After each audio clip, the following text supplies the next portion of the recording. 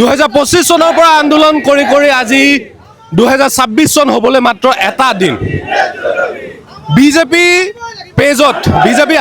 আসাম প্ৰদেশৰ পেজত 6খন photo upload হৈছে য'ত বাই বাই নিবনুৱা সমস্যা বাই বাই আন্দোলনৰ অশান্ত অসম বাই বাই দুৰ্নীতি বুলি লিখা আছিলে মই কৈছোঁ সেই অসমখনতে সেই ফটো শ্বেয়াৰ কৰা সময়তে যোৱা বছৰৰ পৰা নতুন বছৰত ভৰি দিব লগা এইসকল 108ৰ কৰ্মচাৰী বাই বাই দুৰ্নীতি বুলি ফটোখন পোষ্ট কৰিছে এওঁলোকে দুৰ্নীতিৰ এগেইনষ্টত চিঞৰি আছে কাৰ দুৰ্নীতি জিভিকে MRI বিজেপিয়ে কৈছে ফটো পোষ্ট কৰিছে যে বাই বাই আন্দোলনৰ অশান্ত অসম এওঁলোক অসমৰে অসমীয়া আন্দোলন কৰিব লগা হৈছে কাৰণ অশান্ত হৈ গৈছে তেওঁলোকে জিভিকেৰ এগেইনষ্টত জিভিকেৰ কৰ্মকাণ্ডক লৈ পেলাই আকৌ কৈছোঁ যে 2025 চনৰ পৰা আজি 26 চন ধৰি দিবহি আজি 31 ডিচেম্বৰ কোনোবাই পথাৰত কোনোবাই ব্ৰহ্মপুত্ৰ নদীৰ পাৰত কোনোবাই গাঁৱৰ বিলখনৰ পাৰত কোনোবাই ভাল ৰিজৰ্টত খানা খাই আছে এওঁলোকৰ খানা খোৱাৰ পৰিৱেশৰ সলনি এওঁলোকে ন্যায্য প্ৰাপ্তিৰ কাৰণে আজি এমাহ ধৰি আন্দোলন কৰিছে আন্দোলনৰ আজি এইখিনি সময় সিফালে তেওঁলোকৰ খোৱা বোৱা ইয়াতে থাকে ইয়াতে শুৱে এই শীতৰ ঠাণ্ডাৰ সময়খিনিত ইয়াতে তেওঁলোকে ৰাতি থাকে মহৰ কামোৰ খায় বহুত হ'ল আচলতে লজ্জাজনক আমি হতাশাত ভুগিছোঁ এখন গণতান্ত্ৰিক দেশত আন্দোলন বিমুখী আৰু আন্দোলনটো কিহৰ কাৰণে কৰিছোঁ বুজি চাব লাগিছিলে আমাৰ দাবীখিনিনো কি আছিল একেবাৰে ন্যায্য দাবীখিনি বিচাৰিছিলোঁ জীয়াই থকাৰ অধিকাৰখিনি বিচাৰিছিলোঁ আমাৰ সন্মানজনক এটা মজুৰি বিচাৰিছিলোঁ আমি 12 ঘণ্টাৰ কাম কৰোঁ 12 ঘণ্টাৰ পইচা বিচাৰিছিলোঁ 9 ঘণ্টাৰ কাম কৰোঁ 9 ঘণ্টাৰ পইচা বিচাৰিলোঁ এইখিনিয়ে যদি অপৰাধ হয় তেনেহ'লেতো এইখন আমি গণতান্ত্ৰিক দেশত বাস কৰিছোঁ নে ক'ত কৰিছোঁ সন্দেহ হৈছে মুখ্যমন্ত্ৰীৰ শূন্য সহনশীলতা যিটো নীতি আছে তেওঁৰ এই নীতিটোত মই বিশ্বাসী আমি সকলোৱে বিশ্বাসী কিন্তু ক'ৰবাত আমি ভয় খাওঁ যেতিয়া এই জিভিকে নামৰ কোম্পানীটোৰ প্ৰশাসন জিভিকে নামৰ কোম্পানীটোৰ যিখিনি দুৰ্নীতি আমি বাৰম্বাৰ উদঙাই দিয়াৰ পিছত যোৱাকালিও আমি তথ্য সহকাৰে প্ৰমাণ দেখাইছোঁ তথ্য প্ৰমাণ সহকাৰে দেখাইছোঁ তেওঁলোকে 150খন গাড়ী দিনত চলায় ৰাতি নচলায় তেওঁলোকৰ গাড়ীত ইঞ্চুৰেঞ্চ নাই মানে বাই বাই দুৰ্নীতি নহয় কথাটো হোৱা নাই বাই বাই দুৰ্নীতিটো এইটো ক্ষেত্ৰতো হোৱা নাই আমাৰ 108 ক্ষেত্ৰতো কোনো পধ্যে হোৱা নাই 108ত বৰ্তমান দুৰ্নীতি কি হিচাপত হৈ আছে কিয়নো যিহেতু আপোনালোক ইয়াতে নাই মই ইয়াৰ আগতেও ভিডিঅ' প্ৰস্তুত কৰিছোঁ যে আপোনালোক 17 বছৰ কাম কৰি কৰি থকা এক্সপেৰিয়েঞ্চ অৰ্থাৎ আপোনালোক জন্মলগ্নৰে পৰা থকা সেইসকল লোক এতিয়া যিসকলক দিয়া হৈছে এপইণ্ট কৰা হৈছে যোৱা 25 তাৰিখে তেওঁলোকে 1065টা কেছ কৰা দেখাইছে আমি গোটেইখিনি কেছৰ প্ৰতিজন কলাৰক ফোন কৰিলোঁ তাতে আমি 370টা 145টা আমি পাইছোঁ য'ত গাড়ীৰ চালকজনে নিজে ফোন কৰিছে মই বেমাৰী বুলি আৰু আন 150 মান কেছ পাইছোঁ য'ত কলাৰজনে কৈছে মইতো 108 মাতা নাই মোৰতো ঘৰত কোনো বেমাৰী নাই এনেকুৱা ধৰণৰ প্ৰশাসন এনেকুৱা ধৰণৰ দুৰ্নীতি উদঙাই দিয়াৰ পিছত যদি এই ক্ষেত্ৰত এই কোম্পানীটোৰ ওপৰত কোনো ব্যৱস্থা নহয় খিলঞ্জীয়া ল'ৰাখিনিৰ ওপৰত জিঘাংসা চৰিতাৰ্থ কৰিবলৈ এজন বহিৰাগতক এৰি দিয়ে অসম চৰকাৰে আমি কেনেকৈ মানি ল'ম যে দুৰ্নীতিৰ ক্ষেত্ৰত শূন্য সহনশীলতা হৈছে আমি বহুত দুখ পাইছোঁ মানে এজন অসমীয়া হিচাপে বা আমি অসমীয়া থলুৱা হিচাপে এইটো সঁচাকৈ আমাৰ কাৰণে এটা বৰ লজ্জাজনক বিষয় কিয়নো আজি চাওক অহাকালিলৈ পৰা এটা নতুন বছৰ আৰম্ভ হ'ব আমি গোটেই মাহটো আজি ইয়াত এনেকৈ পৰি আছোঁ দিনে ৰাতিয়ে আমি এনেকৈ পৰি আছোঁ কিন্তু কথাটো হ'ল কি মাননীয় মুখ্যমন্ত্ৰী মহোদয় হওক বা এটা ব্যাপক স্বাস্থ্য বিভাগে অসম চৰকাৰৰ যিটো হিচাপত আমাক চাব লাগিছিলে কিন্তু আজিলৈকে সেইটো দেখা নগ'ল পৰিতাপৰ বিষয়ে এটা বহিৰাগত কোম্পানীক আনি অসমত চিটাবি ল'বলৈ দিলে কিন্তু সেই বহিৰাগত কোম্পানীটোৱে অসমত কেনেকৈ অসমীয়া ল'ৰাবিলাকক বা অসমত কেনেকৈ অসমৰ মানুহৰ ওপৰত যিটো অত্যাচাৰ চলাইছে সেইটো তেওঁলোকে কিন্তু এইটো চাব লাগিছিল বা এটা আপোনাৰ নাকি লগোৱা ব্যৱস্থা এটা কৰিব লাগিছিল আমি ইমানখিনি বাৰম্বাৰ আজি ইমানখিনি কৈ আহিছোঁ আমি আজি এটা যদি এমাহ বা এমহীয়া বা দুমহীয়া আন্দোলন নহয় এইটো আমি আজি 17টা বছৰে আমি যি কাম কৰি আহিছোঁ সেই কাম কৰাৰ পিছত আমি যিখিনি পাব লাগে সেইখিনি পোৱা নাই তাৰ বিনিময়তে আমি এই আন্দোলনটো কৰিবলৈ বাধ্য হৈছোঁ গতিকে আমি মাননীয় মুখ্যমন্ত্ৰী মহোদয়ক বা অসম চৰকাৰৰ প্ৰতিটো আমাৰ যিটো স্বাস্থ্য বিভাগ আছে তেখেতলোকক আমি এতিয়াও কাৰ্যৰে অনুৰোধ কৰিছোঁ কাৰণ যিটো আমি প্ৰাপ্যকাৰে আহিছোঁ এই প্ৰাপ্যটো আমাক তেখেতলোকে দিব লাগে কাৰণ আমি কোনো মানে যিটো পাব লাগে তাৰ বাহিৰত আমি একো বিচৰা নাই পাবলগীয়াটোহে বিচাৰিছোঁ বহুত হ'ল বুলি অনুভৱ কৰে বহুত হ'ল আমি কিন্তু ইয়াৰ পিছত আমাৰ কিন্তু বহুত ধৈৰ্য শক্তি আছিলে আজি এক মাহ আমি তেনেকৈ বহি আছোঁ কিন্তু অনাগত দিনত আমাৰ এই ধৈৰ্য শক্তি যে ছিগি যাব সেইটো আমি মানে নো দি ক'ব নোৱাৰিম তাৰমানে। এঘণ্টা আগত এটা পোষ্ট কৰিছে বিজেপি আছাম প্ৰদেশত, বাই বাই দুৰ্নীতি। এখন দেখিলে আপুনি কি অনুভৱ কৰে, কি ক'ব এখন ফটো চোৱাৰ পিছত? একচুৱেলি কথাটো হ'ল কি, আমি এনেকুৱা আগতে শুনি আহিছোঁ, মাননীয় মুখ্যমন্ত্ৰী মহোদয়ে এটা কথা কৈ থাকে, আমি শূন্য সহনশীল নীতিত আমি গোটেই অসমখন লৈ যাব বিচাৰোঁ। কিন্তু কথা হ'ল কি, এতিয়া আমি নিজ চকুৰে আজি দেখিবলৈ পাইছোঁ যে আমি যিটো চাকৰি কৰি আছোঁ, এই চাকৰিটোত এটা কোম্পেনীয়ে যি দুৰ্নীতি কৰিছে সেইখিনি কিন্তু ৰখাব পৰা তেখেতলোকে ব্যৱস্থা কৰা নাই। আৰু এই যে বাই বাই যিটো দুৰ্নীতি লিখিছে, আমি এতিয়া ভাবিবলৈ বাধ্য হৈছোঁ যে এইটো নহয়, এইটো বাই বাই দুৰ্নীতি নহয়, এইটো তেওঁলোকে ৱেলকামে কৰিছে দুৰ্নীতি। গতিকে আমি এইটো কেতিয়াও মানি ল'ব নোৱাৰোঁ, কাৰণ আমি অসমীয়া হিচাপে যি আজি যে 3000 মানুহ ইয়াত যে বহি আছোঁ, এই থলুৱা অসমীয়াখিনি যে ইয়াত বহি আছোঁ, আমি কিন্তু এই কথাটো আমি কেতিয়াও মানি ল'ব পৰা নাই মুখ্যমন্ত্ৰীৰ মুখৰ পৰা। দুৰ্নীতিৰ দুটা উদাহৰণ, কি দুৰ্নীতি কৰিছে JVK MRI? দুৰ্নীতি মানে আমাৰ যিবিলাক কৰ্মচাৰী আছে, আমি কেতিয়াবা কোনোবা এটা যদি গাড়ী ডাউন থাকিলে যদি কেছ আমি কিবা কাৰণত ল'ব টেকনিকেলি হিচাপত ল'ব নোৱাৰোঁ, সেইটো তাত অফিচত মানে কিহৰ কাৰণে ডাউন আছে সেইটো নকয়, অফিচৰ পৰা মানে মেন পাৱাৰৰ প্ৰব্লেম কিবা এটা দেখুৱাই মানে আমাকে উল্টাই দি দিয়ে, এতিয়া চেলাৰী কাটি দিয়ে। এতিয়া 108ৰ মানে চলিছে নে দুৰ্নীতি? যাক এটাতো 108 চলি আছে আপোনালোকৰ অবিহনে, দুৰ্নীতি চলিছে নে? চলি আছে। কেনেকুৱাকে? এই কেনেকুৱাকৈ মানে টেম্পৰাৰী যিবিলাকক দিছে সিহঁতে গাড়ী এক্সিডেণ্ট কৰিছে আৰু পেচেণ্টৰ পৰা টকা লৈছে, এইবিলাকো ফ্লাছ হৈ আছে। কিন্তু তথাপি সিহঁতে কোনো একশ্যন নলয়। বাই বাই দুৰ্নীতি নাই হোৱা? হোৱা নাই। বাই বাই দুৰ্নীতি হোৱা নাই, আৰু আপোনালোক বেছিকৈ হৈ আছে। আৰু আপোনালোকে এমাহ ধৰি ইমান আন্দোলন কৰিছে, শান্তিপ্ৰিয়, কোনো হেৰি হোৱা নাই, বহুত হ'ল বুলি অনুভৱ নকৰে? বহুত মানে এনেকুৱা হৈ গৈছে, মানে বাধ্যতামূলক। পিছত আমালোকে বাহিৰত ওলাই যাম আৰু যেতিয়া এইবিলাক কোনো একশ্যন চৰকাৰে নলয়। ইয়াত আৰু এটা কৈছে, আপুনি ক'ব বাই বাই দুৰ্নীতিৰ ওপৰতো যদি ক'ব বাই বাই নিবনুৱা সমস্যা বুলি কৈছে। প্ৰথম কথাটো হ'ল আপোনালোকে প্ৰথমে আপোনালোকৰ এই চেনেলটোৰ যোগেদি মই দুটামান কথা আপোনালোকক স্পষ্ট কৰিব বিচাৰিছোঁ। এই দুৰ্নীতি বাই বাই দুৰ্নীতি হৈছে নে নাই, এই কথাটো আমি প্ৰকাশ কৰাতকৈ আপোনালোকে অনুমান কৰিব পাৰিব, অসমৰ ৰাইজে অনুমান কৰিব পাৰিব, অসমৰ ৰাইজে বিবেচনা কৰিব। আমি যদি প্ৰথমৰ পৰা আৰম্ভ কৰোঁ, প্ৰথমে আমি এই 3000 কৰ্মচাৰী ইয়াত আহিব কিয় লগা হ'ল, আমি আমাৰ দাবীখিনি কি আছিলে,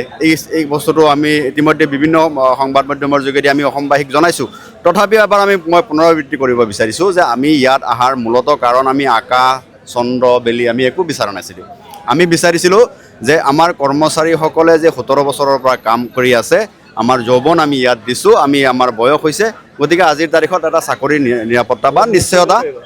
নিশ্চয়তা লাগে। 2 নম্বৰ কথাটো হ'ল যে আমি যিমান সময় কাম কৰিছোঁ, শ্ৰম আইন অনুসৰি আমি যদি 8 ঘণ্টাতকৈ বেছি কাম কৰিছোঁ, সেই 8 ঘণ্টাতকৈ অতিৰিক্ত কামৰ আমাৰ অতিৰিক্ত মজুৰি লাগে, সেইখিনি আমি বিচাৰিছোঁ। যে আমি বছৰি বনাছ পোৱা নাই, আমাৰ বনাছৰ ব্যৱস্থা কৰিব লাগে, আমাৰ চাকৰি সুৰক্ষিত কৰিব লাগে। এনেকুৱা 3-4টামান কথা লৈহে আমি দাবী লৈহে আমি ইয়াত আহিছিলোঁ। তাৰপিছত আজি যে এই JVK নামৰ প্ৰতিষ্ঠানটোৱে যোনটো মুখ্যমন্ত্ৰী মহোদয়ে বা অসম চৰকাৰৰ বিভিন্ন বিভাগৰ পৰা বা স্বাস্থ্যমন্ত্ৰী বিভিন্ন সময়ত মিডিয়াত কৈ থকা শুনিছোঁ যে এইটো এটা কণ্ট্ৰেক্টৰৰ লগত আমাৰ এটা হেৰি আছিলে, এটা কোম্পানীক আমি অধীনত দিয়া হৈছে আৰু সেই কোম্পানীয়ে তেওঁলোকৰ মানে এই গোটেই আন্দোলনটো তেওঁলোকে চাব বা আমাৰ লগত কোনো সম্পৰ্ক নাই। কিন্তু এইখিনিত মোৰ এটা প্ৰশ্ন আছে যে এই কোম্পানীটোক কণ্ট্ৰেক্ট কোনে দিছে? এই কোম্পানীটোক কণ্ট্ৰেক্ট দিছে অসম গভৰ্ণমেণ্টৰ যোনটো ফাণ্ড, এছেম্বলিত মুখ্যমন্ত্ৰী মহোদয়ে উল্লেখ কৰিছিলে যে 108 সেৱা অসম চৰকাৰৰ মানে ফাণ্ডৰ দ্বাৰা, অসম চৰকাৰৰ ধনৰ দ্বাৰা পৰিচালিত হৈ আছে। তো এই যে আপোনাৰ NHM-এ যে টেণ্ডাৰ প্ৰকাশ কৰিছে, টেণ্ডাৰ প্ৰকাশ কৰি এটা কণ্ট্ৰেক্টৰক কণ্ট্ৰেক্ট দিছে, আৰু সেই কণ্ট্ৰেক্টৰক কি কণ্ট্ৰেক্ট দিছে? কোনোবা ঘৰ সজা নহয়, কোনোবা ৰাস্তা বনোৱা নহয়, বা এই জল জীৱন মিছনৰ তেনেকুৱা নহয়। এইটো এনেকুৱা এটা কণ্ট্ৰেক্ট যোনটো কণ্ট্ৰেক্টটো জনস্বাস্থ্যৰ লগত জড়িত হৈ আছে, মানুহৰ জীৱন মৃত্যুৰ লগত যোনটো কণ্ট্ৰেক্ট জড়িত হৈ আছে, সাধাৰণ মানুহৰ লগত জড়িত আছে। নিশ্চিতভাৱে এইটো এটা কণ্ট্ৰেক্টৰ অধীনত যোৱাৰ পিছতো এটা গুৰুত্বপূৰ্ণ বিষয় আৰু এটা কণ্ট্ৰেক্ট। এই কণ্ট্ৰেক্টৰটোৱে যোৱা 17 বছৰৰ পৰা ৰাইজক এই সেৱাটো আচলতে দিছে নে নাই? মই ধৰি লৈছোঁ তেওঁলোকে নাজানে, বা কণ্ট্ৰেক্টৰে তেওঁলোকৰ চকুত ধূলি দি পেলাই সেৱাটো চলাই আছে, মই ধৰি লৈছোঁ 1 মিনিটৰ কাৰণে, অসম চৰকাৰে নাজানো বুলি মই মানি লৈছোঁ। কিন্তু আমি যে এই দুৰ্নীতিখিনি সময়ে সময়ে তথ্য সহকাৰে যে তেওঁলোকৰ ওচৰত আমি উপস্থাপন কৰিলোঁ, তেওঁলোকে নাজানে মই মানি লৈছোঁ, কিন্তু আমিতো তথ্য সহকাৰে দিছোঁ। MD যোনজন এই কণ্ট্ৰেক্টৰৰ প্ৰিন্সিপাল এমপ্লয়াৰ হয়, এই কণ্ট্ৰেক্টৰৰ প্ৰিন্সিপাল আৰু এমপ্লয়াৰ হ'ল NHM আৰু NHMৰ মুখ্য হ'ল MD মহোদয়ৰ সন্মুখত বিভিন্ন সময়ত এবাৰ দুবাৰ নহয় বহুবাৰ তথ্য সহকাৰে এই যে দুৰ্নীতি তেওঁলোকে ফেক কেছ দেখায় তেওঁলোকে অকল কেছ কাউণ্ট বঢ়াবলৈ গভৰ্ণমেণ্টৰ পৰা পইচা ল'বলৈ কেছ কাউণ্ট বঢ়াবলৈ যে ফেক কেছ বনায় ফেক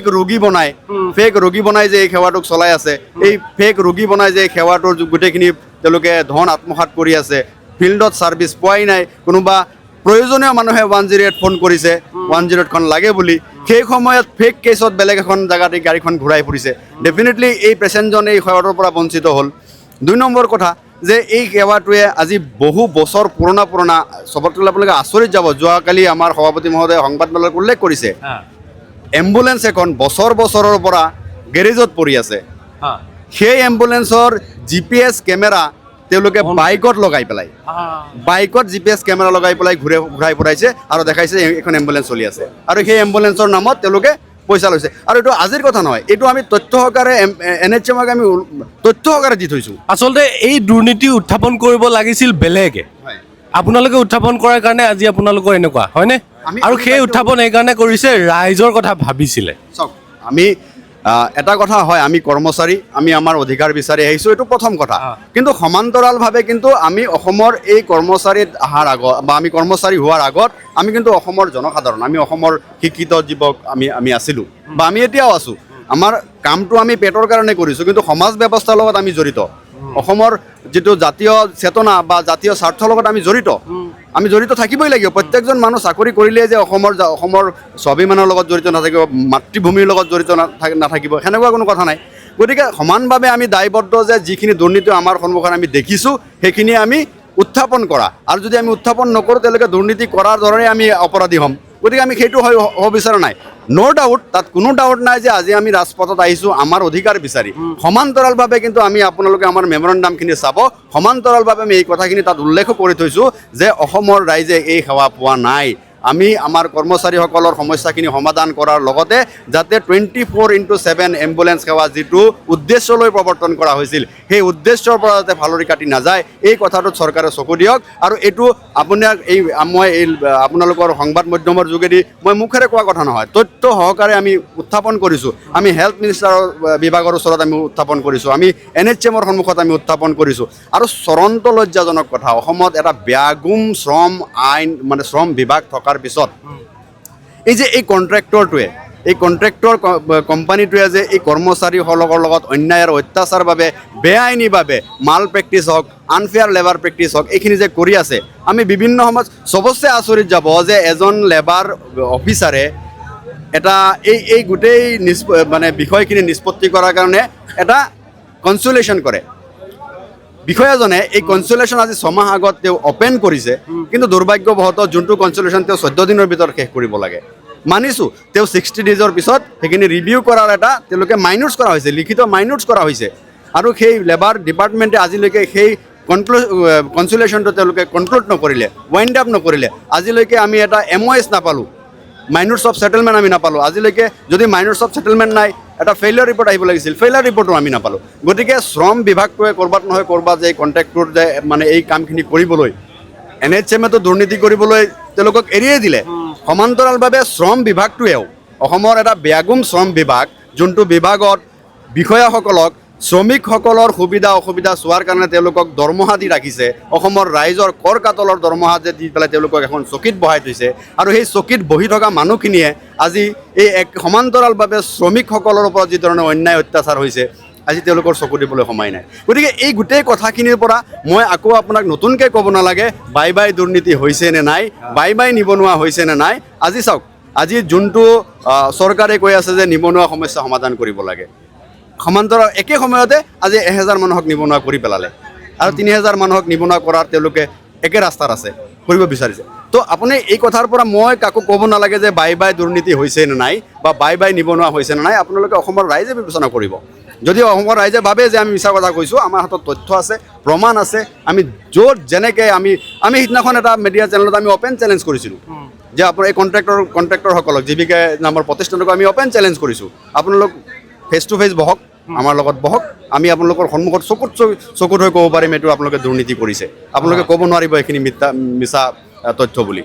এইটো চেলেঞ্জ এতিয়াও কৰিছে এতিয়াও কৰিছোঁ এতিয়াও মুকলি চেলেঞ্জ কৰিছোঁ জীৱিকা নামৰ প্ৰতিষ্ঠানটোৰ যিকোনো বিষয়া সেয়া লাগিলে হায়দৰাবাদৰ তেওঁলোকৰ মুখ্য বিষয়া হওক সেয়া লাগিলে অসমৰ কোনো মুখ্য বিষয়া হওক আমাৰ প্ৰতিনিধিসকলৰ লগত 108ৰ কৰ্মচাৰী প্ৰতিনিধিসকলৰ লগত আপোনালোকে ফেচ টু ফেচ বহক আপোনালোকে দেখুৱাব দুৰ্নীতি আমি দেখাম দুৰ্নীতি আৰু তেওঁলোকে যদি দুৰ্নীতি কৰা নাই বুলি প্ৰমাণ কৰি দিব পাৰে তেওঁলোকে যে আনফেয়াৰ লেবাৰ প্ৰেক্টিচ কৰি নাই কৰা বুলি তেওঁলোকে যদি প্ৰমাণ কৰিব পাৰে তেতিয়াহ'লে আপোনালোকৰ সন্মুখত আমি ঘোষণা কৰিছোঁ আমি এই আন্দোলন প্ৰত্যাহাৰ কৰি পুনৰ আমি কামত যোগদান কৰাত আমাৰ 1 মিনিটো আমাৰ এটা প্ৰাপ্য নালাগিব কিন্তু যদি আমি প্ৰমাণ কৰি দিব পাৰোঁ তেতিয়াহ'লে আমাৰ যিখিনি প্ৰাপ্য আছে সেইখিনি আমাক দিব লাগিব যোনখিনি দুৰ্নীতি অসমৰ ৰাইজৰ লগত হৈছে এই গোটেই দুৰ্নীতি কিন্তু বন্ধ হোৱাৰ কাৰণে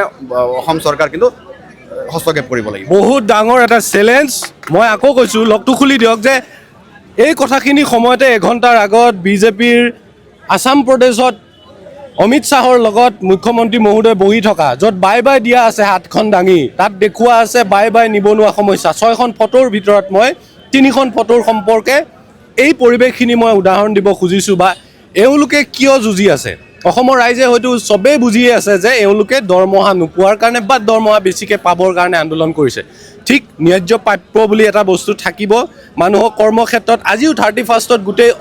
গোটেই ভাৰতবৰ্ষত ছুইগি জমেট' গিগৰ যিসকল এমপ্লয়ী আছে তেওঁলোকেও প্ৰটেষ্ট কৰিছে ষ্ট্ৰাইক কৰিছে যে তেওঁলোকৰ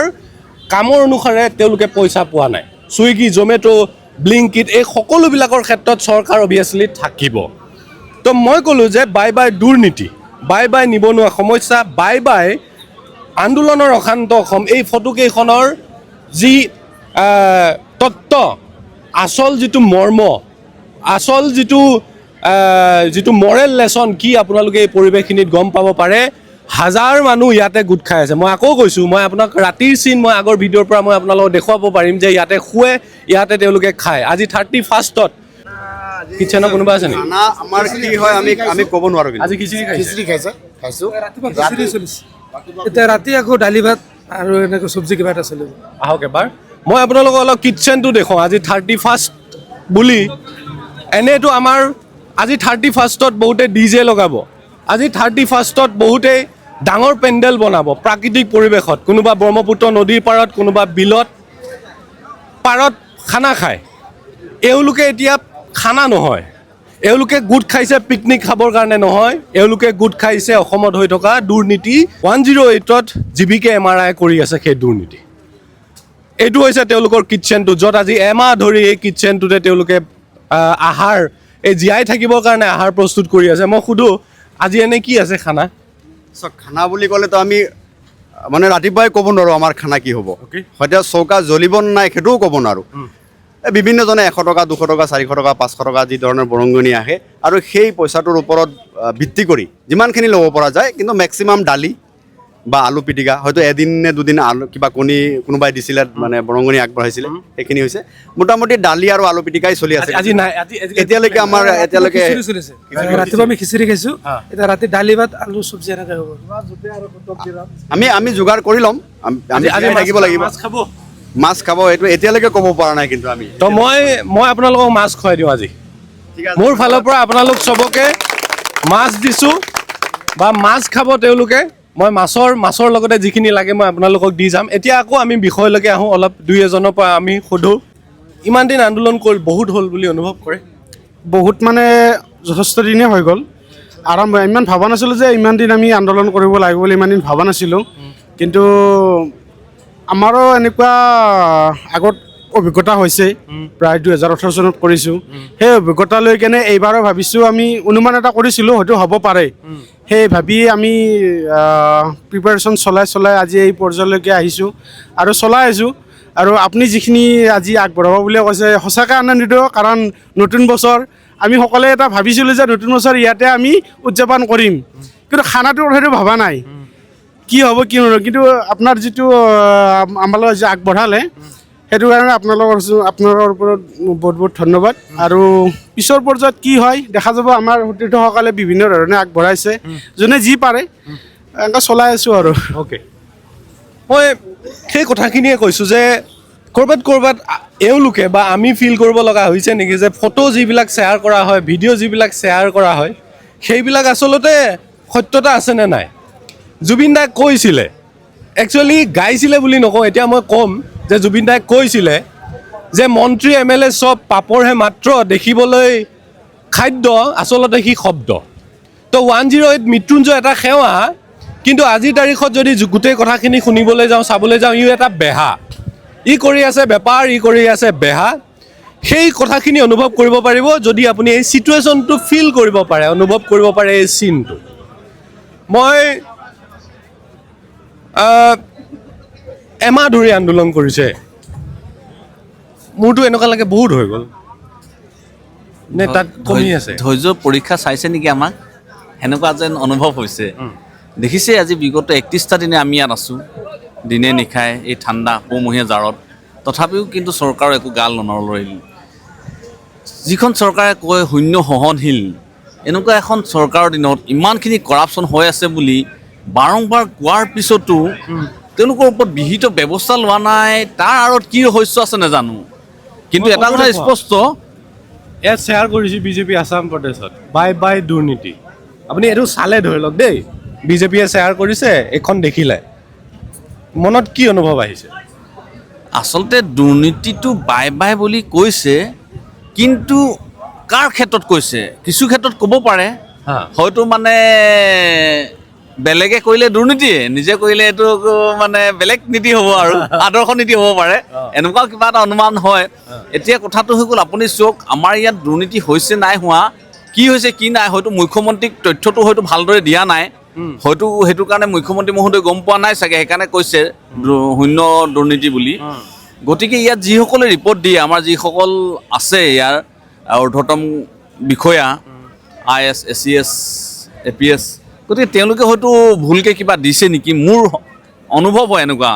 গতিকে ইমান মানে দুৰ্নীতিৰ ওপৰত মানে জোকাৰি উঠে যিজন মুখ্যমন্ত্ৰীয়ে, কোনোবা এজন ঠিকাদাৰে যদি বেয়া কাম কৰে তেওঁক ব্লেক লিষ্টেড কৰি উলিয়াই দিয়ে, তেওঁ বিল নিদিয়ে বা কেনেকুৱা ধৰণৰ ধমক দিয়ে ৰাজহুৱা স্থানত গৈ মেলি, কোনোবা এজন অফিচাৰে যদি 100 টকা পইচাও কাৰোবাৰ পৰা উৎকোচ লৈছে তেওঁক লগে লগে চাকৰিৰ পৰা নিলম্বন কৰে, তেনেকুৱা এজন মুখ্যমন্ত্ৰীৰ দিনত এই GBKMR নামৰ কোম্পেনীটো, সেই হায়দৰাবাদৰ পৰা আহি বহিৰাগত কোম্পেনীটোৱে ইমান লুণ্ঠন কৰি আছে, তাৰ তথ্য প্ৰমাণ সহকাৰে আমি দেখাইছোঁ।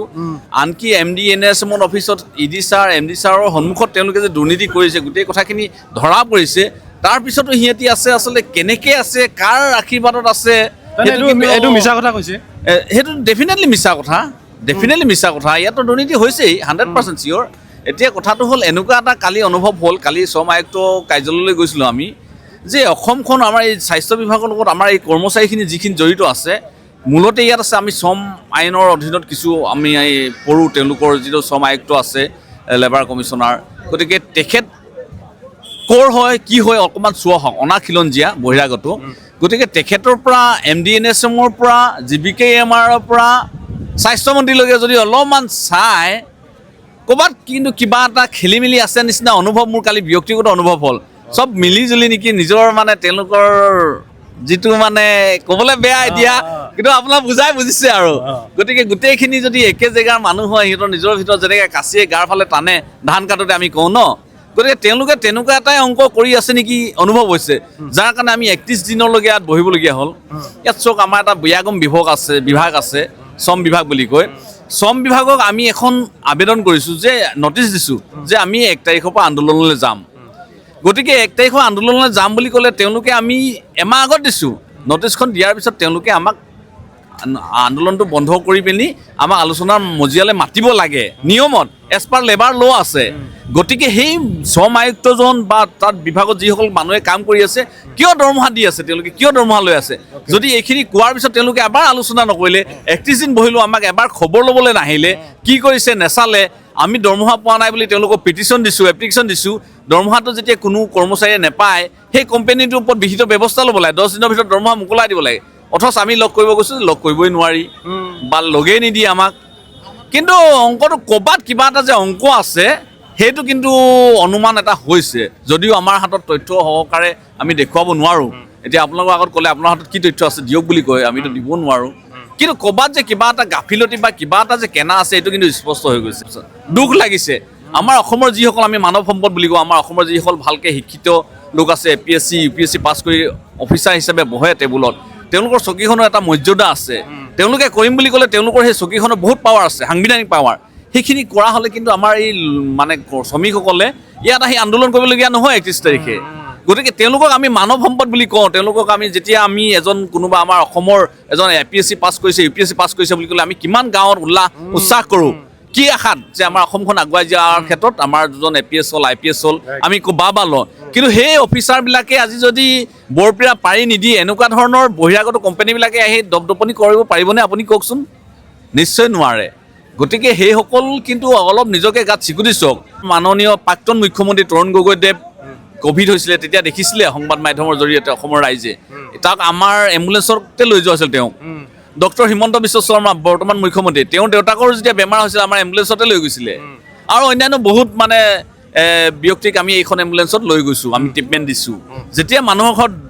বিপদ আহে তেতিয়াহে গম পায় এই সেৱাটোৰ কিমান প্ৰয়োজনীয়তা আছে আচলতে যাৰ নহয় তেওঁ বুজি নাপায় প্ৰত্যেকজন মানে অসমবাসীয়ে বুজি পোৱা উচিত যে এইখন সেৱা কোনটো সময়ত মোক দৰকাৰ হ'ব কোনেও নাজানে গতিকে এই সেৱাটো ভালকৈ সেৱা হৈ থাকিব দিব লাগে যিসকল আমোলা বিষয়াই মানে এই বস্তুটো চাই আছে তেওঁলোকে মানে বস্তুটো চাব লাগে যে এইটো সেৱা সঁচাকৈ সেৱা হৈ থাকিব দিব লাগে এইটো এটা বেহাত পৰিণত হৈছে বাৰম্বাৰ কৈ আছোঁ এইটো বেহাত পৰিণত হ'ব দিব নালাগে এইটো এটা সঁচাকৈ অত্যাৱশ্যকীয় জৰুৰীকালীন সেৱা এইটো সেৱা হৈ থাকক আমি এটা আশ্বস্ত থাকিব পাৰিম আমি এটা নিৰ্ভয়ে থাকিব পাৰিম যে মই আজি যদি ঘৰত নাই যে মই যদি ছাপ'জ কোনো এজন ঊৰ্ধ্বতম কৰ্তৃপক্ষ আমাৰ বিষয়াসকল তেওঁলোকে ঘৰ এৰি গুচি যায় চাকৰিৰ সৈতে বিভিন্ন দূৰত থাকে তেওঁলোকৰ মাক দেউতাক পৰিয়ালৰ লোক গাঁৱত থাকে বিপদ এটা হ'লে তেওঁক হয়তো দেউতাকক বা মাকক শুশ্ৰূষা কৰিবৰ কাৰণে যাব নোৱাৰে তেতিয়া কোনে যাব তেওঁ এটা ফোন কৰিলেও আমাৰ 102 এম্বুলেঞ্চৰ কৰ্মচাৰীসকলে গৈ তেওঁক লৈ আহিব সেই বস্তুটো যাতে তেওঁলোকে বুকুত হাত থৈ ক'ব পাৰে যে আমি নাথাকিলে কি হ'ব ফোন কৰি দিম 102 আহি লৈ যাব সেই বস্তুটো কিন্তু আজিৰ তাৰিখত ক'ব নোৱাৰে এটা সময়ত ভাবিছিলে আৰু আমিও আশা কৰোঁ আজিও আশা কৰিছোঁ সেই মুখ্যমন্ত্ৰী কাটৰে অনুৰোধ কৰিছোঁ যে এই সেৱাটো সঁচাকৈ প্ৰকৃতাৰ্থত অত্যাৱশ্যকীয় জৰুৰী সেৱা হৈ থাকিবলৈ দিয়ক আগতে গাড়ীখন যেতিয়া লঞ্চ কৰিছিলে তেতিয়া ALS বুলি কৈছিলে এডভান্স লাইফ ছাপৰ্ট তাত ভেণ্টিলেটৰ ব্যৱস্থা আছিলে এতিয়া গাড়ীখনত কি আছে আপুনি চালে আৰু ক'বলৈ লাজ লাগে মানে যিহেতু এইখনত চাকৰি কৰোঁ দেখিলে আপোনালোকে গম পাবই মুখ্যমন্ত্ৰী মহোদয়ক অনুৰোধ জনাওঁ যে হয়তো আপুনি বহুত ব্যস্ততা প্ৰধানমন্ত্ৰী মহোদয় আহিল তাত ব্যস্ত হৈ থাকিব লগা হ'ল গৃহমন্ত্ৰী অমিত শ্বাহ ডাঙৰীয়া আহিল তাত ব্যস্ত হৈ থাকিব লগা হ'ল সেইকাৰণে এই খবৰবোৰ পোৱা নাই মই ভাবিম যে ভিডিঅ'টো মুখ্যমন্ত্ৰী মহোদয়ক টেগ কৰা আছে গতিকে মুখ্যমন্ত্ৰী মহোদয় হয়তো আকৌ গম নাপাব পাৰে মই ভাবোঁ যে যিসকলে আপুনি চাই আছে অন্ততঃ মুখ্যমন্ত্ৰীক শ্বেয়াৰ কৰি এটা টেগ কৰিব মেইনলি এইটোৱে লাগে যে বাই যে দিছে অচিনাকি মানুহ বাই দুৰ্নীতি এওঁলোক কোনেও মানা নাই বাই দুৰ্নীতি দাদা এখন ফটো দেখিছে মানে এইটো দিয়া আছে যে বাই বুলি দিছে দুৰ্নীতি কি ক'ম আৰু সঁচা নে মিছা কথাটো মানে মিছা ক'লেই ভুলেই হ'ব সঁচাই বুলি ক'ব লাগিব কিন্তু তেওঁলোকে যিটো কৈছে তেওঁলোকৰ দৃষ্টিভংগীটো ঠিকেই কাৰণ তেওঁলোকে মানে কি আমাৰ অসমৰ মানে কি জনসাধাৰণক মানে কি সদায় মানে কি মানে বিপথে পৰিচালিত কৰে সেই বিপথে পৰিচালিত কৰাৰ ক্ষেত্ৰত তেওঁলোক কিন্তু ছাকচেছ সফল হৈছে তেওঁলোকে মানে কি আমাৰ অসমখন মানে ভাগ মানে কৰি আমাৰ মানে কি ধৰ্মৰ নামত জাতিৰ নামত মানে বিভেদৰ সৃষ্টি কৰি বিভেদৰ ৰাজনীতি কৰি তেওঁলোকে যি মানে সফল হোৱাৰ কথা চিন্তা চৰ্চা কৰিছে আৰু বা সফল হোৱাৰ দিশত তেওঁলোকে অগ্ৰগতি লাভ কৰা বুলি যি মানে ৰাইজৰ ওচৰত কথাখিনি দাঙি ধৰে কথাখিনি স্পষ্ট কাৰণ আমাৰ মানুহখিনিক তেওঁলোকে আবুৱা বাঢ়ি তেওঁলোকৰ যিটো স্বাৰ্থ সেই স্বাৰ্থখিনিৰ তেওঁলোকে 100% মানে সম্পূৰ্ণ কৰিব নোৱাৰিলেও মানে ফলপ্ৰসূ নহ'লেও তেওঁলোকে ভবাতকৈ কম হোৱা নাই আৰু সেইটো হৈছে তেওঁলোকে কাৰণ আমাৰ অসমীয়া মানে খাটি খোৱা মানুহখিনি হৈছে মানে কি আমি হৈছোঁ মানুহখিনি অসমীয়া মানুহখিনি আৱেগিক আৰু মানুহৰ দুখ দুৰ্দশাটো আমি বুজি পাওঁ আমি তাৰমানে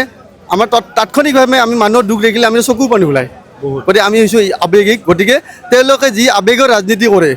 আৱেগৰ যি তেওঁলোকে মানে গেম খেলে সেই গেমটোত তেওঁলোকে সফল হৈছে বেয়া লগা পৰিৱেশ মই সেইকাৰণে কওঁ যে মুখ্যমন্ত্ৰী মহোদয়ক লৈ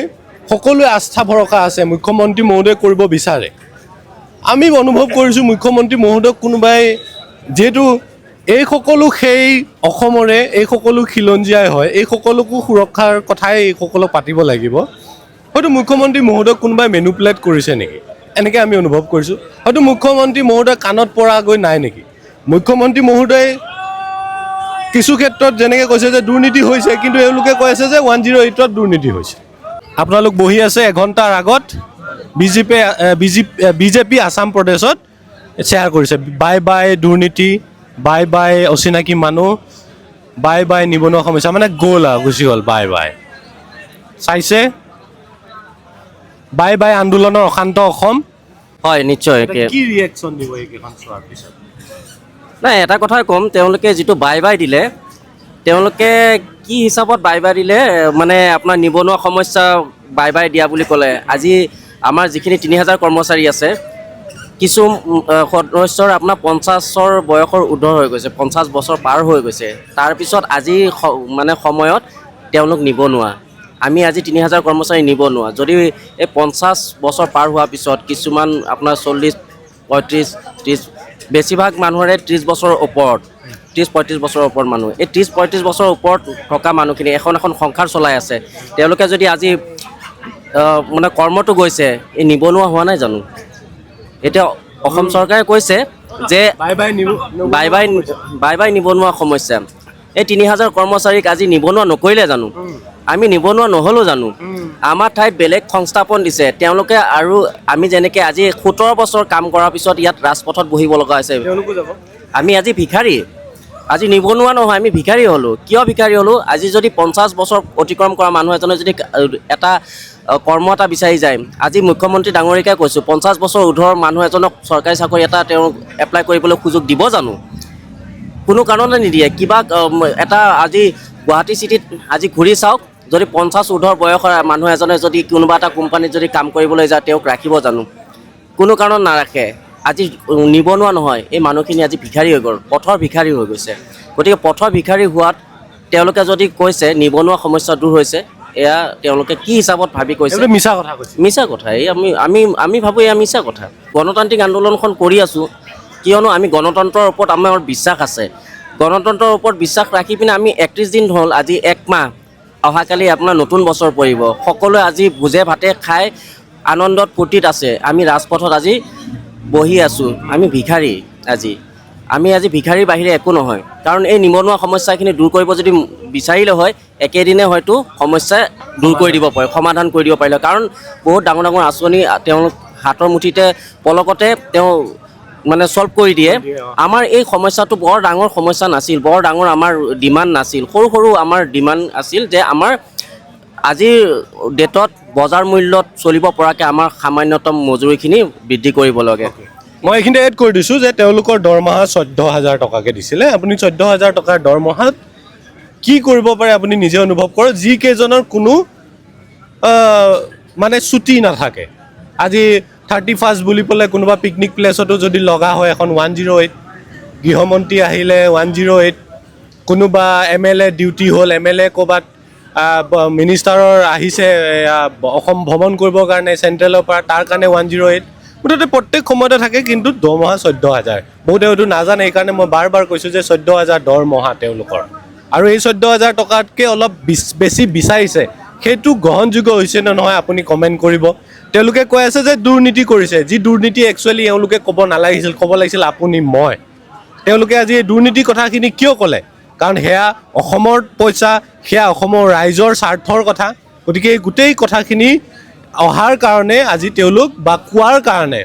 আমাৰ দায়িত্বখিনি তেওঁলোকে পালন কৰাৰ কাৰণে আজি তেওঁ নিজে কি ক'ব লগা হৈছে তেওঁৰ ভাষাৰে যে ভিক্ষাৰী হ'ব লগা হৈছে ভিক্ষাৰী এইকাৰণে যোৱা মাহৰ দৰমহা পোৱা নাই এই 31 এক মাহ হ'ল আজি তেওঁলোকে ইয়াতে বহি আছে তেওঁলোকৰ ভাষাৰে ময়ো কৈছোঁ যে তেওঁলোক আজি ভিক্ষাৰী হ'ব লগাৰ কাৰণ এয়া হয়তো চৰকাৰে অনুভৱ কৰিব বাইদেউ আছে বিজেপিয়ে আজি শ্বেয়াৰ কৰা অমিত শ্বাহ আহিছিল তো বাই বাই দি আছে এটা দি আছে যে বাই বাই দুৰ্নীতি আৰু অসমত নাই বাই বাই অচিনাকি মানুহ এনে কৈছে বাই বাই নিবনুৱা সমস্যা এইকেইটা আৰু কোৱা আছে যে বাই বাই আন্দোলনৰ অশান্ত অসম এইকেইটা দেখি আপোনাৰ মনত কি আহিব কি ক'ব বা কি ৰিয়েকশ্যন দিব আন্দোলনৰ কাৰণে অশান্ত নহয় যেতিয়া অসমখন অশান্ত হয় তেতিয়াহে আন্দোলন হয় আৰু এই যে এতিয়া যে ঠিকাত যে চলাই আছে চৰকাৰখনে যে ঠিকাত দিছে কি স্বাস্থ্য মানুহৰ জনসাধাৰণৰ স্বাস্থ্য কি ঠিকাত চলে নেকি এই যিসকলক এতিয়া এতিয়া যে এপইণ্টমেণ্ট দিছে মানে আমাৰ ঠিকা ভিত্তিক কোম্পানী এটাকেতো দিছে ঠিকাততো জনসাধাৰণৰ স্বাস্থ্যটো ঠিকাত নচলে ঠিকাত চলে নেকি আৰু জনসাধাৰণৰ স্বাস্থ্যৰ লগত হেতালি খেলা এটা বহিৰাগত কোম্পানীক 1 মাহ ধৰি আমি ভাবিছিলোঁ যে চৰকাৰখনে দেখা নাই ইমান দিনে বা দেখা নাই যে তেখেতসকলে ইমান দুৰ্নীতি কৰি আছে চৰকাৰখনক হয়তো লুকাই পেলাই কাম কৰি আছে কিন্তু এতিয়া আমাক বাধ্য কৰাই দিছে এইটো ভাবিবলৈ যে চৰকাৰখনে দেখি পেলাই চকু মুজি আছে এইটো যে দিছে এইটো সঁচা নে মিছা? এইটো তেখেতসকলে কোনো ধৰণৰ এইটো সঁচা কথা হ'বই নোৱাৰে। আমি এটা ফূৰ্তিত বহি তাৰমানে মিছা কথা দেখুৱাই আছে। এইটো একেবাৰে মিছা কথা। ইয়াতে আমি অশান্তি পাই পেলাই বহি আছোঁ। ইয়াতে আমি কি অসমীয়া মানুহ নহয় নেকি? এইবোৰ জনসাধাৰণৰ স্বাস্থ্যৰ প্ৰতি জনসাধাৰণৰ যিটো আমাৰ সমস্যা, ৰোগী এজনৰ হঠাৎ কিবা এটা হ'লে এখন এম্বুলেঞ্চ নাপায় সময়মতে, জনসাধাৰণে সকলোৱে গম পায়, ৰাইজে অসমৰ ৰাইজে গম পায় যে এটা সময়ত ফোন কৰিলে 1 ঘণ্টা লাগে 2 ঘণ্টা লাগে, গাড়ী নাই কিবা নাই, কান্দি থাকে। আমি দিব নোৱাৰোঁ গাড়ীখন। কেনেকুৱা এটা বুকত জ্বলি উঠে আমাৰ মন, তাৰপিছত আমি গাড়ীখন দিব নোৱাৰোঁ। তেনেকুৱা অশান্তিৰ পৰিৱেশ। মানুহে ইমানখিনি বস্তু বুজি পাইছে, ইমান দেখা পাইছে, আমি চকু খোল খুৱাই দিছোঁ চৰকাৰখনক, তাৰপিছত কিয় তেওঁলোকে চকু মুজি আছে? এইটো লাজ লগা কথা। তাৰপিছত তেখেতসকলে দুৰ্নীতি বাই ক'ত দুৰ্নীতি বাই হৈছে? দুৰ্নীতি বাই হোৱা নাই। এইবিলাক নেদেখাৰ ভাও ধৰি আছে চৰকাৰখনে, সেইটোৱে কথা। এই ফটোকেইখন লৈ প্ৰত্যেকগৰাকী ব্যক্তিক সোধক, প্ৰত্যেকগৰাকী এটা কুৱেশ্যন কৰক, সঁচাকৈ অসম চৰকাৰৰ দ্বাৰা বা বিজেপিৰ দ্বাৰা, বিজেপি পৰিচালিত হেৰিয়াৰ পৰা এই কথাখিনি বা বাই দুৰ্নীতি হৈছে নে নাই, বাই নিবনুৱা সমস্যা হৈছে নে নাই? পোনপ্ৰথমতে আপোনাৰ এই চেনেলৰ জৰিয়তে আমি এই কথাখিনি অৱগত কৰোঁ যে আমি কোনো ৰাজনীতিক কেডাৰ নহয়। ৰাজনীতি দলৰ পৰা কোনোবাই আমাক কম্প'জ কৰি কোনে ইয়াতে পঠোৱা নাই। আমি ইয়াতে বহি আছোঁ অনলি ফৰ পেটৰ তাৰণাত। আজিৰ যিটো যুগত মূল্যপাতি যি হাৰে বাঢ়িছে, আমাৰ চেলাৰী কিন্তু সেই 2018 চনৰ পৰা একে হাৰেতে আমাৰ দৰমহাটো হৈ আছে। 14,000 হয়, 14,000 হৈ আছে। তাৰপিছত কথা কৈছে, আমি বাৰম্বাৰ আজি কোনোবাই কৈ আছে যে ইয়াতে আমি কৰ্মবিৰতি হঠাৎকৈ পালন কৰি পাইছোঁ, তেনে নহয়। কিন্তু আমি এই কৰ্মবিৰতি পালন কৰাৰ আগতে আমি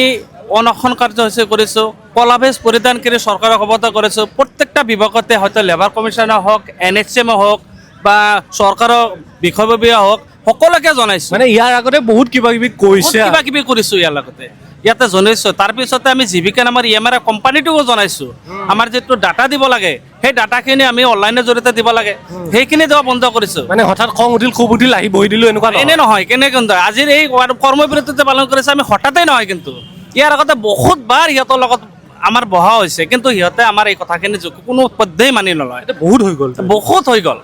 এতিয়া কথা হ'লে সন্মানীয় মুখ্যমন্ত্ৰী মহোদয়ক আপুনি সপোন দেখে বা আমিও আপোনাৰ সপোন বাস্তৱতে ৰূপায়িত কৰিবলৈ চেষ্টা কৰোঁ। আপুনি ভাবে যে অসমৰ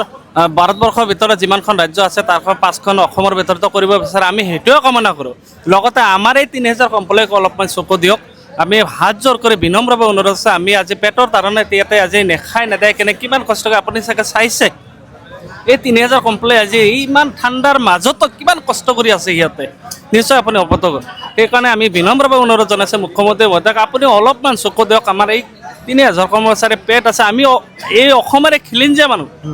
আমি বাহিৰৰ পৰা অহা নাই। আমি বহিৰাগত কোম্পানী, যেতিয়া জীৱিকা আমাৰ হায়দৰাবাদৰ এটা কোম্পানী, কিন্তু আমি অসমৰ খিলঞ্জীয়া। গতিকে আমাৰ পিনে অলপমান চকু দিয়ক। আপোনাৰ সুস্বাস্থ্য মংগল কামনা কৰোঁ। অনাগত দিনত আপুনি আকৌ ৰাজপাত পাওক, কোনো কথা নাই। আমি ইয়াতে ৰাজনীতি কৰিব অহা নাই। আমি এটাই কথা, আমাৰ এই 3000 কমপ্লেইন মুখ্যমন্ত্ৰী মহোদয় আকৌ মুখ্যমন্ত্ৰী হওক, কোনো কথা নাই, কোনো কথা নাই। কিন্তু সেইটোও বিচাৰোঁ, কিন্তু আমাৰ বেয়া নাপাওঁ। কিন্তু আমাৰ এই 3000 কৰ্মচাৰী পিনে অলপমান চকু দিয়ক, আমাক যাতে অলপমান কিবা এটা চলাৰ ব্যৱস্থা কৰি দিয়ক। এতিয়া আমাৰ CM ছাৰক আমি অনুৰোধ জনাওঁ, এতিয়ালৈকেও অনুৰোধ জনাওঁ যাতে আমাৰ ফালে অলপ চাওক। আমিওতো অসমীয়া, আমাৰ মুখ্যমন্ত্ৰী মহোদয়তো আমাৰে হয় না, আৰুতো বেলেগো নাই। আমি কাক অনুৰোধ জনাম? আমি এইখিনিয়ে ক'ম যে আমাৰ ফালে অলপ চাওক। 1 মাহ ধৰি চাগে অসমৰ আন্দোলনৰ এনেকুৱা অৱস্থান ধৰ্মঘট ফাৰ্ষ্ট আপোনালোকে? হয়, অসমত কোনো কৰ্মচাৰী এনেকুৱা আন্দোলন কৰা নাই, 1 মাহ জোৰা আন্দোলন। আজি আমাৰ 31 দিন হ'ল, কিন্তু পৰিতাপৰ বিষয়, আমাক চৰকাৰেও ইমান ভালকৈ গুৰুত্ব দিয়া নাই, কোম্পানীটো দিয়াই নাই। আৰু চবতকৈ ডাঙৰ কথা হ'ল কি, কোম্পানীটো ইমান দুৰ্নীতি কৰিছে। আজি আমাৰ অসমত 7খন ভোট এম্বুলেঞ্চ আছে, 7খনৰ মাজত মাত্ৰ এটাহে চলি আছে। আৰু সিহঁতে কাগজে কলমে 7খনে চলাই দেখা আছে। আমাৰ ধুবুৰীত আছে 2খন বোট, 2খন বোটৰ 2খনে বেয়া। এটাততো EMT নাই, অকল পাইলট আছে আজি 1 বছৰৰ পৰা, কিন্তু বোটখন পৰি আছে, ফকীৰগঞ্জ ঘাটত থাকে। সেই বোটখনো চলোৱা দেখাইছে। আৰু এটা বোটত হায়েষ্ট হ'লে আপোনাৰ 8ৰ পৰা 10জন মানুহে ধৰে, কিন্তু এবাৰত সিহঁতে এটা ট্ৰিপত 30জন 40জনকৈ পেচেণ্ট দেখায়। কেনেকৈ হ'ব পাৰে? এটা স্পীড বোটত 40জন মানুহ বহিব পাৰে, 30জন মানুহ বহিব পাৰে নেকি? বহাৰ জেগা থাকে নেকি? কিন্তু আৰু এজন মানুহে 30টা পেচেণ্ট কেনেকৈ মেনেজ কৰিব? এজন EMT কেনেকৈ মেনেজ কৰিব? এইটো সম্ভৱপৰ কথা নেকি? মিছা কথা কৈছে, বাই বাই দুৰ্নীতি হোৱা নাই, চলি আছে দুৰ্নীতি। দুৰ্নীতি জীৱিকাটো চলি আছে, 100% চলি আছে। ইয়াততো ডাঙৰ কৰোৰ টকাৰ দুৰ্নীতি চলি আছে ইয়াত, 1-2 টকা নহয়। তো এইটোৰ ওপৰত চৰকাৰে অলপ গুৰুত্ব দিব লাগে আৰু ভালকৈ তদন্ত কৰিব লাগে। কাৰণ এটা বৰ্ড এম্বুলেঞ্চৰ নামত মাহে 4 লাখ 5 লাখ টকা খৰচ কৰে, কিন্তু তাত একো পোৱা নাই। টোটেলি এটা পেচেণ্টো লোৱা নাই, গোটেই মাহত এটা পেচেণ্ট লোৱা নাই, কিন্তু তাত পেচেণ্ট লোৱা দেখা আছে 300-400। এইটো কেনেকুৱা হ'ব পাৰে? এই জীৱিকা নামৰ কোম্পানীটো যিটো আছে, তেখেতে আমাক কৈছিল যে এইটো নন প্ৰফিট অৰ্গেনাইজেশ্যন, কিন্তু একচুৱেলি নন প্ৰফিট নহয়, তেখেতে প্ৰফিট কৰি আছে। আমি ইমানখিনি মানে তথাপি আশা এৰা নাই, যিমানখিনি যিদিনলৈকে জীৱিকা কোম্পানীটোক অসমৰ পৰা খেতি পঠিয়াবই লাগিব আমাৰ। মিছা কথা কয়নে চৰকাৰে? এইটোতো সম্পূৰ্ণ মিছা কথাই হ'ব। আমি যিখিনি তথ্য পাইছোঁ, আৰু আমি অকল আমিয়ে নহয়, জনসাধাৰণে যিখিনি দেখিছে, বহুত যেনেকুৱা আটাইতকৈ ডাঙৰ মিছা হৈছে যিটো মানে ছাৰ্ভিচ দিয়া বুলি যিটো কৈছে। আমাৰ ইয়াত চাওক, যিখিনি পাইলট আছে বা EMT আছোঁ, আমাৰ গোটেইখিনি কিন্তু প্ৰশিক্ষণপ্ৰাপ্ত। আমাৰ প্ৰায় দুমাহলৈকে ট্ৰেইনিং হৈছিল, আমাৰ GMCHত হৈছিল। আৰু পাইলটৰ ট্ৰেইনিং তেনেকুৱা 15 দিন কিমান আছিলে? 15 দিনকৈ আছিলে। আৰু এখেতসকলৰ লাইচেঞ্চখিনি কিন্তু হেভি PSB হয়, নৰ্মেল নহয়। নৰ্মেল মানুহে আৰু গাড়ী চলাব নোৱাৰে। তো গতিকে আমি প্ৰশিক্ষণপ্ৰাপ্ত মানুহে যিখিনি জনস্বাস্থ্যৰ ক্ষেত্ৰত যিখিনি ভূমিকা ল'ব পাৰে, এজন ভাড়াতীয়াই কিন্তু কেতিয়াও নোৱাৰে এইটো। আমাৰ প্ৰশিক্ষণ, আমাৰ ALS আৰু ভাড়াতীয়াবোৰে কিন্তু ALS কি বস্তু গম নাপায়। আমাৰ ambulance advance life support ambulance হয়। আগত আছিলে বাৰু, এতিয়া আৰু জৰাজীৰ্ণ অৱস্থাত। আগত আমি এডভান্স লাইফ ছাপৰ্ট এম্বুলেঞ্চ পাইছিলোঁ। এইখিনিৰ কিছুমান ইকুইপমেণ্ট আছে যিবোৰ আমাৰ পাইলট কিন্তু ধুনীয়াকৈ বুজি পায়, ভাড়াতীয়াই কিন্তু একো বুজি নাপায়। এতিয়া হাৰ্ট এটেক কাৰোবাৰ এই ঠাণ্ডাৰ ছিজনত আটাইতকৈ ডাঙৰ ব্ৰিথিং প্ৰব্লেম আৰু কাৰ্ডিয়েক ৰিলেটেড প্ৰব্লেম বহুত হয়, আপুনি গম পায় নিশ্চয়। গতিকে ইয়াত যদি কিবা কাৰণত কাৰোবাৰ কাৰ্ডিয়েক এৰেষ্ট হয়, আমাৰ পাইলট গম পায় হোৱাট ইজ CPR। ভাড়াতীয়াই বুজি পাব জানো কি CPR হয়? আৰু আটাইতকৈ ডাঙৰ কথা, ধৰক আমাৰ মুখ্যমন্ত্ৰী ডাঙৰীয়াই যেনেকৈ কৈছে যে তহঁত নাথাকিলে আৰু উপায় নাই, আৰু বহুত বেলেগ আছে, বহুত লাখ লাখ নিবনুৱা এনেই আছে। তো এক প্ৰকাৰ আমাক ক্ৰিটিচাইজ কৰিছে বাৰু, কৈছে বাই বাই নিবনুৱা সমস্যা বুলি। হয়, তাকে আমাক এক প্ৰকাৰ ক্ৰিটিচাইজ কৰাই হৈছে বাৰু। আৰু আটাইতকৈ ডাঙৰ কথা, যদি 108ৰ প্ৰয়োজনে নাই, তেতিয়াহ'লে পাব্লিকক দেখুৱাই এনেই চাইৰেন বজাই, মইতো নিজেও লক্ষ্য কৰিছোঁ, আনট্ৰেইন মানে প্ৰফেচনেল যিটো হয়, একেবাৰে আনট্ৰেইন মানুহে গাড়ী চলাই আছে এতিয়া। আমিতো গমেই পাওঁ, কি একচুৱেলি আমাৰ চাবি, ফ্লিপকাৰ্ট যিখিনি আছে, লোকেশ্যন, মোবাইল, আমি গোটেইখিনি এৰি দিছোঁ। আমিতো এইটো কব্জা কৰা নাছিলোঁ আমি। তহঁত যদি চলাব পাৰা, আমি কিন্তু এইটো আমি গণতান্ত্ৰিক আন্দোলনহে কৰি আছোঁ, ৰাইজৰ লগত আমি হেতালি খেলা নাই। কিন্তু এনেকৈ যে দিছে, ইয়াত ট্ৰেইনিং নথকা হেতালি খেলিছে, জনস্বাস্থ্যৰ লগত হেতালি খেলিছে। যিয়ে অক্সিজেন দিব নাজানে, এই মানুহজন যদি কিবা কাৰণত কেৰি কৰিব লগা হয়, ই গাড়ীয়ে চলাব নে আমাৰ EMT নোহোৱাকৈ পাইলট গাড়ীয়ে চলাব নে অক্সিজেনে দিব বাৰু? এতিয়া মই আপোনালোকক সোধোঁ যে আপুনি 108ত উঠিবনে নাই? আপুনি 108 সেৱা লৈ আপোনাৰ লাইফটো ৰিক্সত পঠিয়াব নেকি? তো মই আপোনালোকক সেই প্ৰশ্নটো উত্থাপন কৰিলোঁ, যিহেতু সেই ইম্পৰ্টেণ্ট ফটোকেইখন আজি শ্বেয়াৰ কৰিছিল, সেইকাৰণে মই ভাবিলোঁ এই ফটোকেইখনক লৈ কি ভাবে এওঁলোকে, কি কয় এওঁলোকে, আৰু এওঁলোকৰ সমস্যাৰ সৈতেই সেই ফটোকেইখন যিহেতু ৰিলেটেড কৈ থাকে যিহেতু এওঁলোকে, তো মই এই কথাখিনি আপোনালোকৰ আগত উত্থাপন কৰিলোঁ। প্ৰশ্ন আপোনালোকলৈ শেষত এইটোৱেই, বিজেপিয়ে শ্বেয়াৰ কৰা সেই ফটোকেইখনৰ সঁচাকৈ গুৰুত্ব আছেনে, বা সঁচানে সেই ফটোকেইখন যে শ্বেয়াৰ কৰিছে যে বাই বাই দুৰ্নীতি হৈছেনে? বাই বাই নিবনুৱা সমস্যা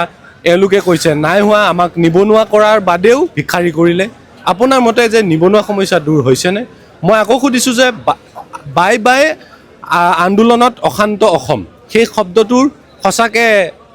মূল্য আছেনে? সেই ফটোখনত বাই বাই হৈছেনে? সেই প্ৰশ্নকেইটাৰ আপোনালোকলৈ উত্থাপন কৰি কমেণ্ট বিচাৰি শেষত আকৌ কৈছোঁ যে এতিয়া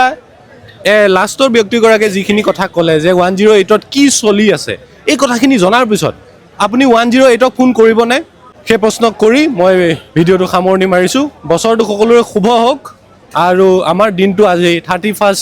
ডিচেম্বৰটো আজি এওঁলোকৰ সৈতে এনেকৈ অতিবাহিত হ'ব।